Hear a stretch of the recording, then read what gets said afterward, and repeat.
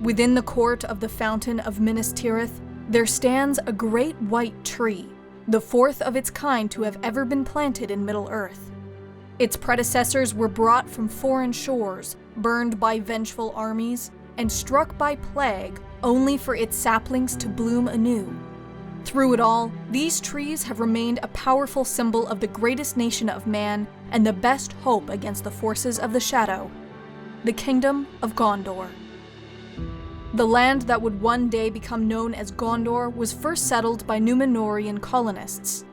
A lush and fertile country, it had attracted those who had come to reject the increasingly arrogant authority of the Kingdom of Númenor in favor of preserving peace and friendship with the elves.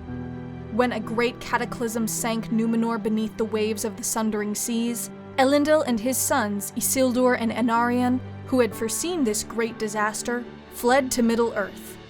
These nobles were welcomed by the colonists, who supported their claims to lordship. Elendil founded the great northern kingdom of Arnor, while to the south, Isildur and Anarion established the kingdom of Gondor.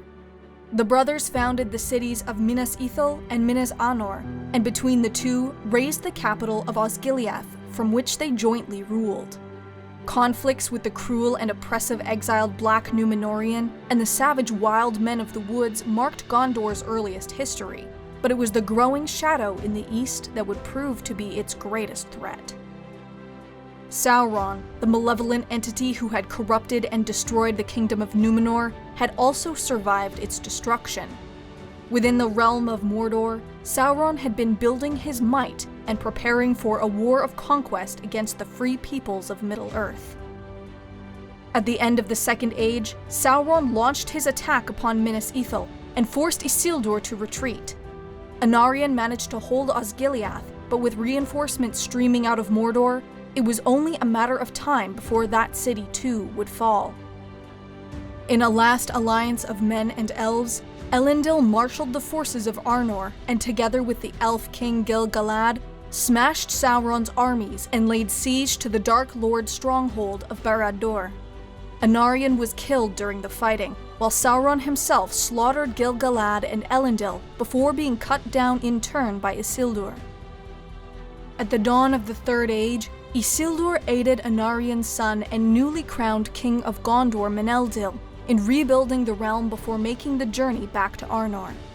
Before he could take his father's place as High King of Arnor and Gondor, Isildur was ambushed by the remnants of Sauron's armies and killed. With the death of Isildur, the kingdom of Arnor fell into stagnation, and Gondor slowly inherited much of its power and responsibilities. King Tir-Anan-Falastur and his three successors, later named the Ship Kings, expanded Gondor's naval and military might, incorporating new lands and bringing to the kingdom a peak of strength and power that it would never again surpass. Centuries of peace led to unfettered decadence, and the Golden Age of Gondor soon came to an end.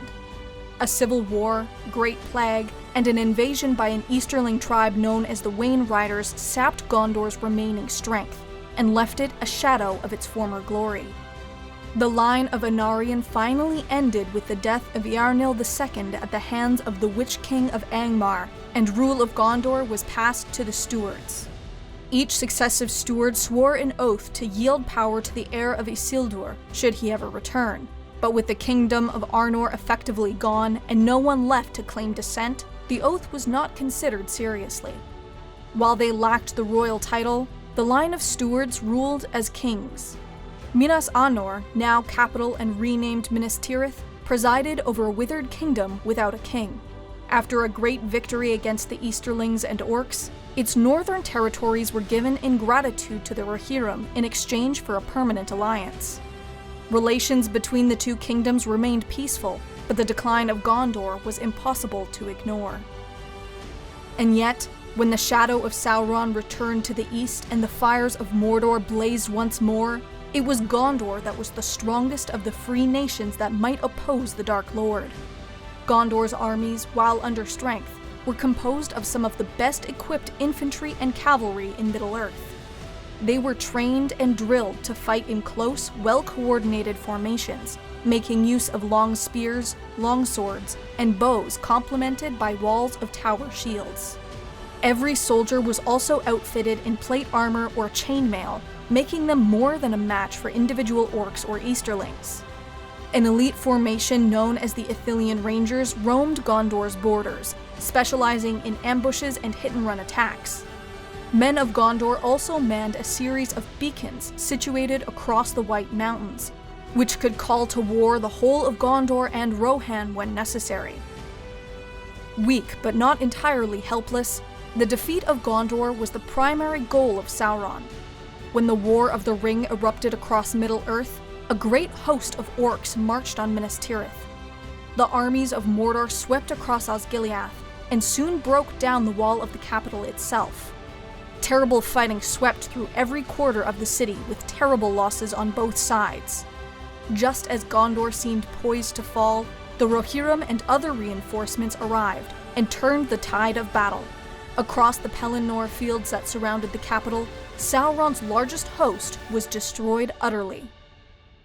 The combined armies of the Men of the West then marched on Mordor, distracting Sauron long enough for a simple hobbit to destroy his Ring of Power and forever remove Sauron from the world.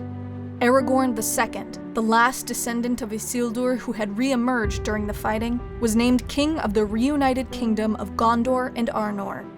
As the White Tree of Gondor flourishes once more, it stands as a reminder that the time of man has not yet passed, so long as the Men of the West remain to defend it. The Templin Institute investigates alternate worlds and realities. If you've enjoyed this video and would like to directly support us, vote in polls to determine future topics, and receive some cool rewards, please consider pledging to our Patreon page.